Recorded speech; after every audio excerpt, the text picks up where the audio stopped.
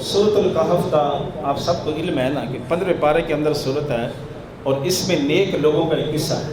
ظالم بادشاہ تھا، اس کے ظلم سے بچا کر یہ نکلے تو کیا ہوا، ایک غار میں جا کے ٹھہرا، ایک کتا بھی ان کے پیچھے پیچھے ہو گیا۔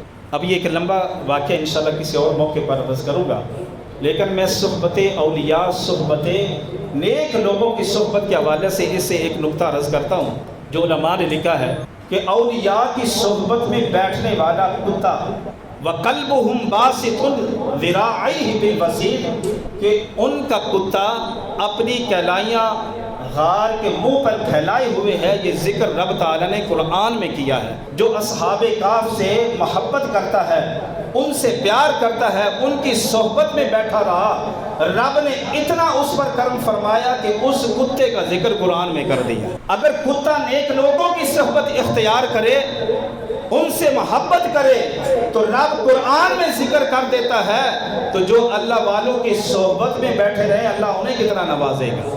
کہتے ہیں جی یہ اللہ والے یہ باتیں کیا دیتے ہیں، تو قرآن کی یہ آیت بتاتی ہے کہ اس کتے کا ذکر جو اولیاء، جو نیک لوگوں کی صحبت میں بیٹھا رہا، اللہ رب العزت نے اسے کتنا نوازا ہے کہ قرآن میں اس کا ذکر فرما دیا ہے۔ اور اگر نیک لوگوں کی صحبت اختیار کریں تو پھر کتنا کچھ نصیب ہوتا ہے، رب کا عرفان بھی نصیب ہوتا ہے، مصطفیٰ جان رحمت صلی اللہ تعالی علیہ وسلم کی محبت بھی نصیب ہوتی ہے۔ آئیے ایک حدیث پاک میں آپ کے سامنے، بخاری اور مسلم کے حدیث پاک ہے۔ سوشل میڈیا بھرا ہوا اس حوالے سے آپ یہ سنتے رہتے ہیں، کچھ ایسے لوگ جو فتنہ بن کر ہمارے سامنے آ چکے ہیں، جو ہمیں اللہ والوں سے، نیک لوگوں سے دور کرنے کی یہ ناپاک سازشیں کرتے ہیں کہ مسلمانوں کو جہاں یہ اتنے تباہ و برباد پہلے ہی ہو چکے ہیں تو رب سے بھی ان کو دور کیا جائے۔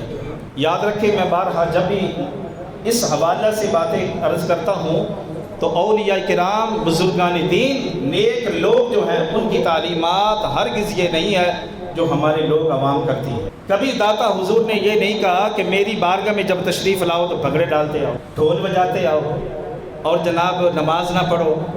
بالکل داتا حضور کی تعلیمات یہ نہیں ہے۔ آپ نے کفرستان ہند میں جب تشریف لائے تو اسلام کا پرچم بلند کیا۔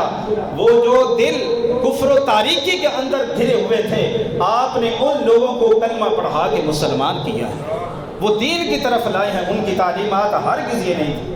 ہماری عوام جو نہ علماء کے پاس بیٹھتی ہے نہ پوچھتی ہے، پھر وہ ایسی چیزیں کرتی ہیں تو لوگ ان پر باتیں کرتے ہیں۔ آئیے حدیث پاک نبی پاک صلی اللہ علیہ وسلم نے، بخاری اور مسلم کی حدیث پاک ہے، آپ نے یہ حدیث پاک بارہا سن چکے ہیں، اور علماء اس کو بیان فرماتے ہیں کہ ایک شخص تھا بنی اسرائیل کا جس نے 99 قتل کیے تھے۔ کتنے جی؟ بولے جی صاحب، 99 قتل۔ اب اس کے اندر یہ امید پیدا ہوئی، یہ دل میں اللہ تعالیٰ کی ہی طرف سے یہ عطا ہوتا ہے، تو اس نے سوچا کہ میں 99 قتل کر چکا ہوں تو کیوں نہ اب میں اللہ تعالیٰ سے معافی مانگ لوں، توبہ استغفار کر لوں، میری بخشش کا سامان ہو جائے۔ وہ کسی عالم کے پاس چلا گیا۔ اب وہ عالم ایسا تھا جو اللہ تعالیٰ کی رحمت اور بخشش کے حوالے سے صحیح نہیں جانتا، صحیح پتہ نہیں تھا، تو انہوں نے کہہ دیا جناب، اس نے جب کہا نا جناب میں نے 99 قتل کیے ہیں تو آپ بتائیے کیا اللہ تعالیٰ میری بخشش فرما دے گا؟ تو انہوں نے کہا، دیکھتے کہ وہ سنتے ہی حیران ہو گئے کہ 99 قتل کیے تم نے، تمہاری بخشش کیسے ہوگی؟ اتنے بڑے ظالم ہو تم۔ تو اس نے تلوار نکالی اور کہا بخشش تو ہونی نہیں، تمہارا بھی قصہ ختم کرتا ہوں، پوری سینچری کرتا ہوں۔ اب 100 بندہ قتل ہو گیا۔ لوگوں سے پوچھا کہ میں تو یہ چاہتا ہوں کہ اللہ تعالیٰ میری بخشش فرما دے، تو کوئی بتاؤ ایسا بندہ جس کے پاس جاؤں جو میری رہنمائی کرے۔ تو لوگوں نے کہا ہاں ایک عالم دین ہے، فلاں جگہ پر چلے جاؤ، اور وہ بڑے سمجھدار ہیں، بڑے علم والے ہیں۔ وہ بنی اسرائیل کا شخص اس کے پاس گیا، عالم دین کے پاس، اور عرض جا کے کرتا ہے کہ حضرت میں 100 بندہ قتل کر چکا ہوں، کیا میری بخشش کا سامان ہو جائے گا؟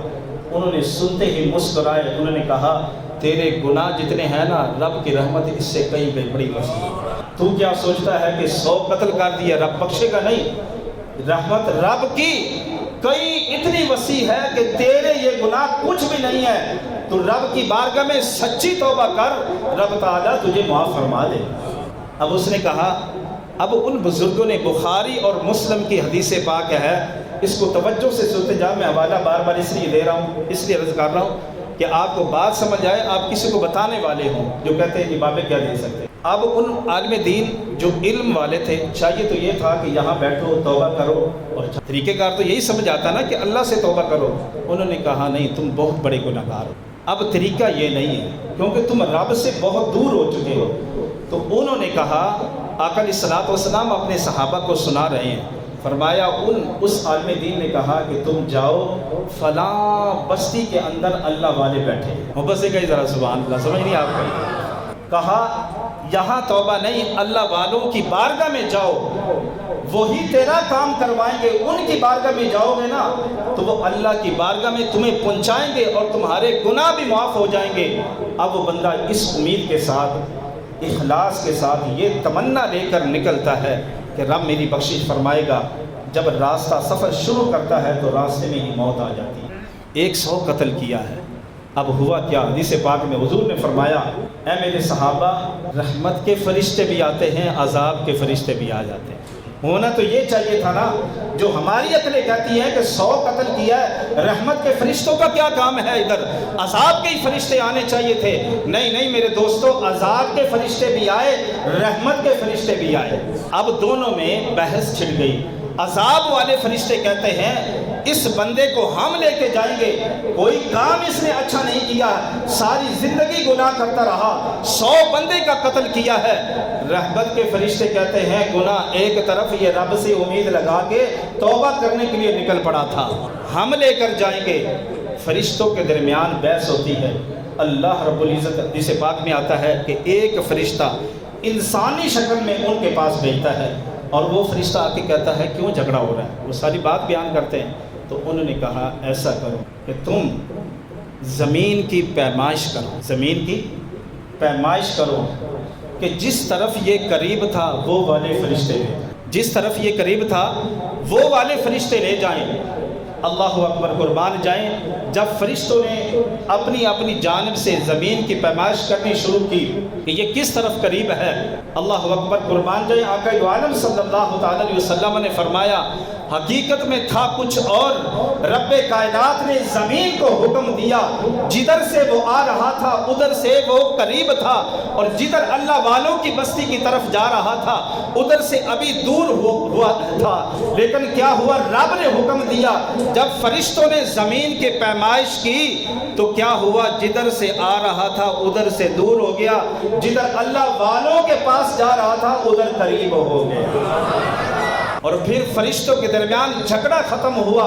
رب نے زمین کو حکم دیا، اے زمین، میں تو جانتا ہوں نا میں رب ہوں، میرے ہاتھ میں سب کچھ ہے، لیکن تم دیکھتی نہیں ہو یہ کدھر جا رہا تھا، یہ میرے بندوں کے پاس، اللہ والوں کے پاس آ رہا تھا۔ اے زمین، حکم دیتا ہوں سمٹ جا، اس بندے کی بخشش ہو کر رہے گی۔